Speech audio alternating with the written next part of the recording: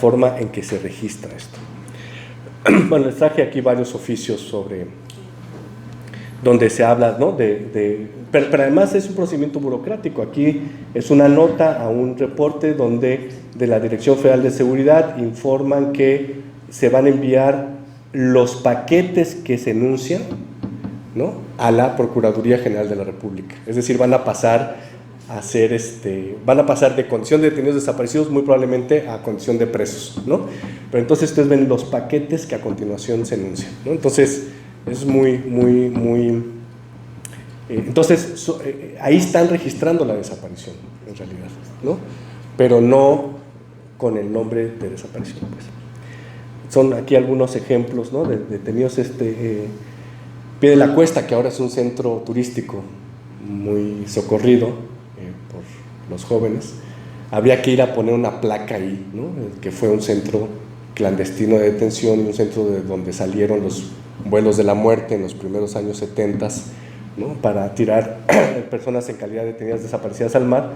Entonces son algunas imágenes, ¿no?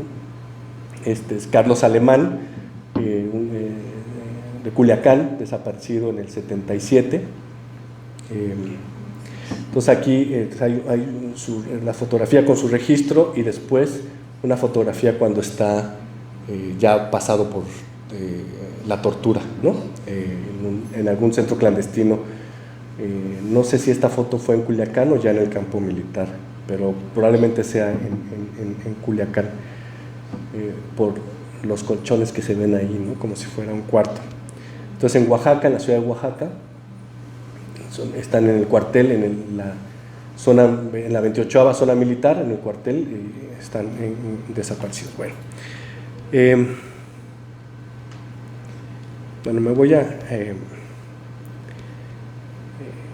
entonces, digamos, en términos de qué es lo que implica volver a la perspectiva histórica del análisis de las violencias, yo lo trabajo en términos de la desaparición, pero en realidad puede aplicarse a cualquier ejercicio de violencia, ¿no? Ahora estamos muy preocupados, insisto, por la catástrofe que anuncia la desaparición, pero poco sabemos sobre la tortura en México, poco sabemos sobre la cárcel política en México. Es decir, hay otras formas de violencia que también hay que comenzar a analizar, y no solo por una cuestión humanitaria, ¿no?, que con eso bastaría, pues, pero no solo por eso, sino porque, insisto, observar cómo se despliegan las violencias en el presente nos puede ayudar a entender cuál es el sentido de la reorganización social que estamos viviendo actualmente, hacia dónde vamos, ¿no? Porque no solamente ese es el despojo de los recursos naturales, ¿no?, a los que claramente está vinculado el ejercicio de la violencia, porque ojalá despojaran y se fueran y ya, no, reorganizan la vida social y política de las comunidades, ¿no?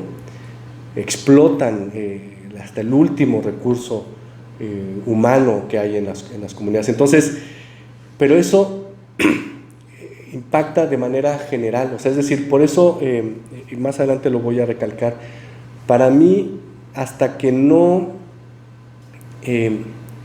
podemos decir que las desapariciones del narco no son desapariciones políticas, ¿no?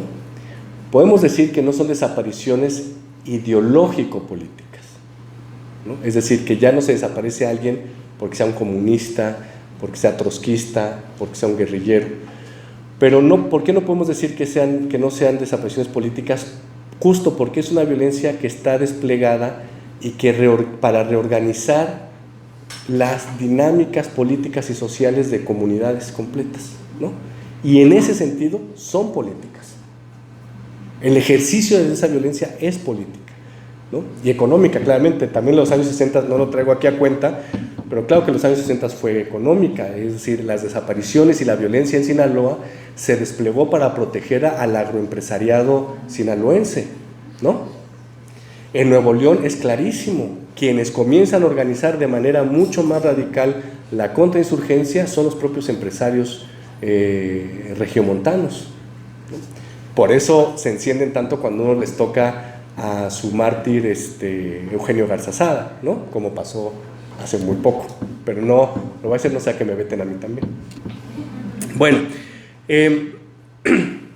voy a pasar, voy a saltarme la parte del concepto, que es muy importante, es decir, pero prefiero que veamos algunos temas actuales de la desaparición, porque lo que quiero decir con el concepto, que ya un poco lo he anunciado, es decir,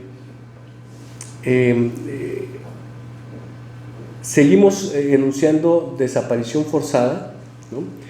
Y muy probablemente, pero ya no es un concepto que esté dando cuenta estrictamente del fenómeno histórico-social en el que nos encontramos, ¿no?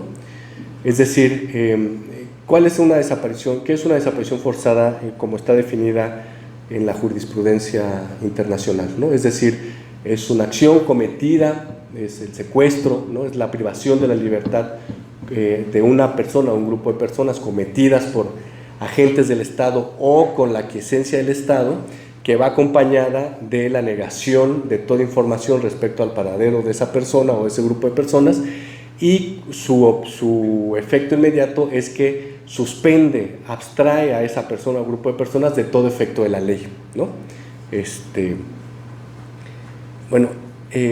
Muy probablemente estemos viviendo ya desapariciones forzadas que no cumplan con todas esas definiciones, ¿no?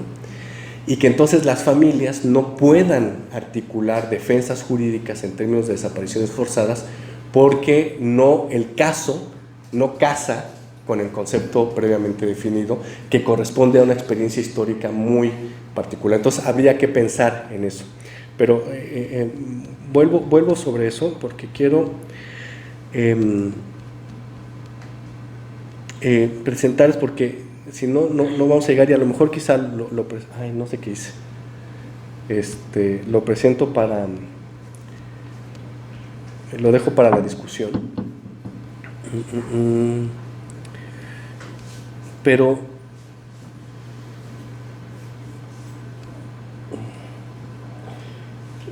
¿cómo es que llegamos hasta ahora, ¿no? ¿Cómo es que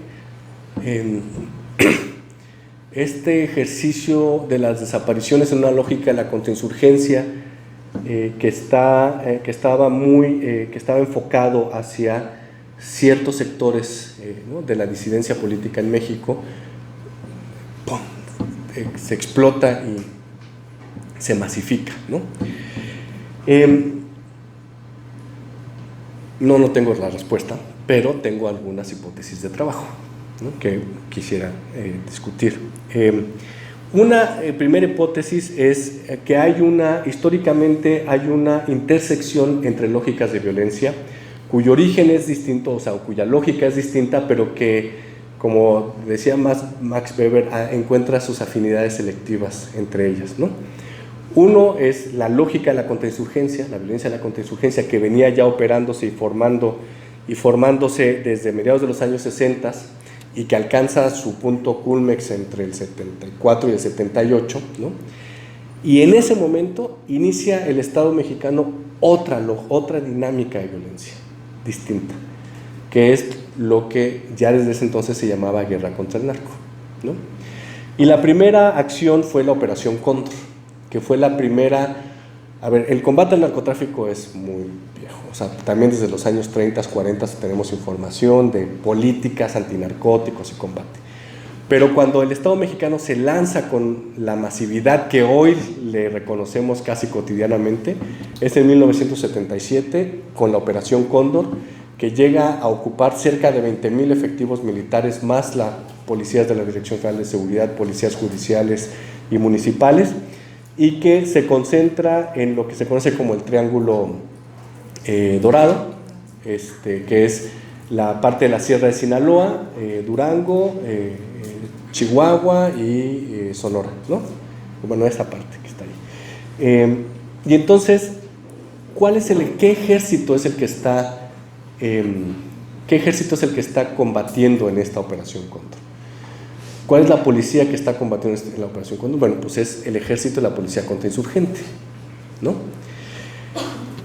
Ahora que fue el golpe de Estado en Bolivia, dentro de todas las cosas, pero una pregunta muy, muy obvia que yo me hice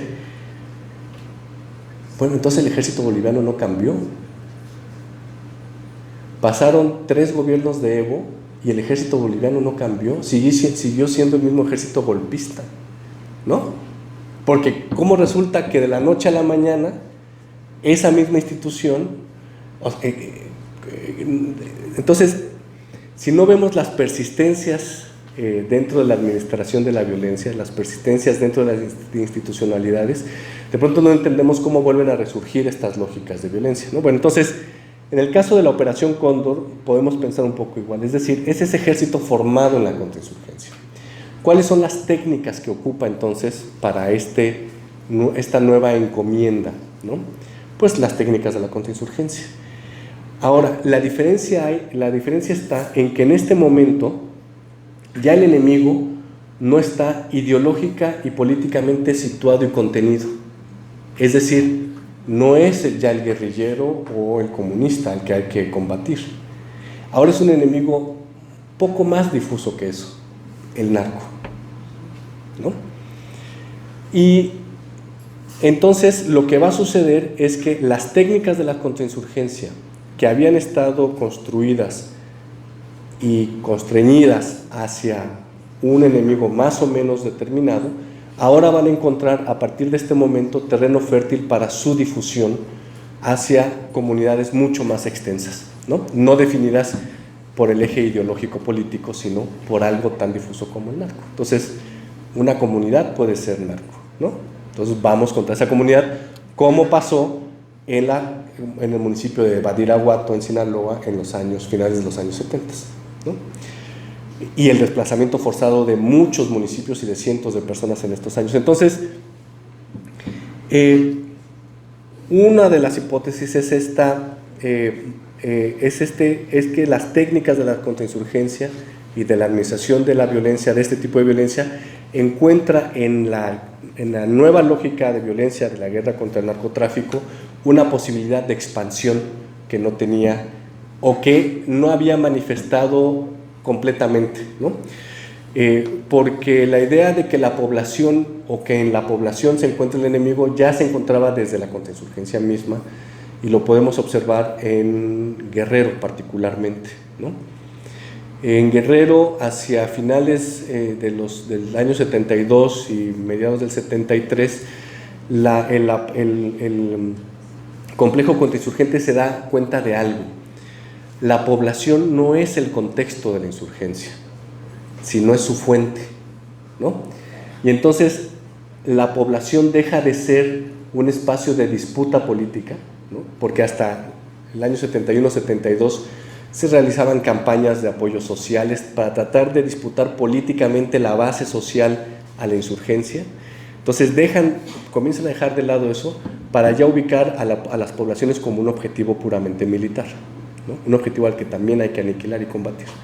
Entonces tenemos casos como el Quemado en agosto, septiembre del 72, ¿no? Donde prácticamente sitian una comunidad, la arrasan, se llevan a casi todos los hombres de la comunidad, ¿no?